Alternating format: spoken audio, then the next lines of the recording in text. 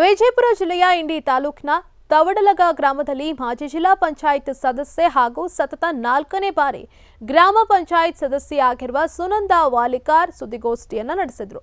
ಈ ವೇಳೆ ಮಾತನಾಡಿದ ಅವರು, ಗ್ರಾಮದ ಅಭಿವೃದ್ಧಿಯೇ ನನ್ನ ಮೊದಲ ಗುರಿ. 4ನೇ ಬಾರಿ ಅವಿರೋಧವಾಗಿ ಗ್ರಾಮ ಪಂಚಾಯಿತಿ ಸದಸ್ಯೆಯಾಗಿ ಆಯ್ಕೆ ಮಾಡಿದ ತಡವಲಗ ಗ್ರಾಮಸ್ಥರಿಗೆ ಕೃತಜ್ಞತೆಗಳನ್ನು ತಿಳಿಸುತ್ತೇನೆ ಎಂದರು. ಅಲ್ಲದೆ ಗ್ರಾಮದ ಅಭಿವೃದ್ಧಿಗೆ ಎಲ್ಲಾ ರೀತಿಯ ಕೆಲಸಗಳನ್ನು ಮಾಡೋದಾಗಿ ಅವರು ಹೇಳಿದರು.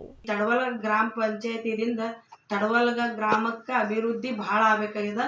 ಅದು ನನ್ನ ಕನಸದ, ಅದು ಆಗ್ತದನ್ನೋದು ನನಗೆ ಗೊತ್ತದ. ಮತ್ತು ಈಗ ಏನು ಬರ್ತಿರ್ತದಲ್ಲ ಅನುದಾನ, ಅದು ಏನದಲ್ಲ ಮಹಿಳೆಯರಿಂದ ಶಾಲೆ ಶಿಕ್ಷಣಕ್ಕೆ ಹೋಗಬೇಕು, ಹಾಸ್ಟೆಲ್ಗೆ ಹೋಗಬೇಕು, ಮಕ್ಕಳಿಗೆ ಶಿಕ್ಷಣದಿಂದ ಕೊರತೆ ಆಗಬಾರ್ದು, ಮಕ್ಕಳು ಇಂಪ್ರೂವ್ ಆಗಬೇಕು. ಮಕ್ಕಳು ಶಾಲೆ ಕಲಿತರಿಂದ ಮುಂದೆ ನಮ್ಮದು ರಾಜಕೀಯ ಒಳಗೆ ಒಳ್ಳೇದು ಅನ್ನಿಸ್ತದೆ. ಆದ್ರೆ ಅಭಿವೃದ್ಧಿ ನಾವು ಏನು ಮಾಡ್ಬೇಕು ಅನ್ನೋದು ನಮಗೂ ಅನುಭವ ಇರಬೇಕು. ಆದ್ರೆ ರಾಜಕೀಯ ಒಳಗೆ ಒಂದು ಸ್ವಲ್ಪ ಅನುಭವ ಇದ್ದರೆ ಚುನಾವಣೆಗೆ ಹಾರಿಸಿ ಬರ್ತಾರಂತ ನನ್ನ ಕನಸದ್ರಿ.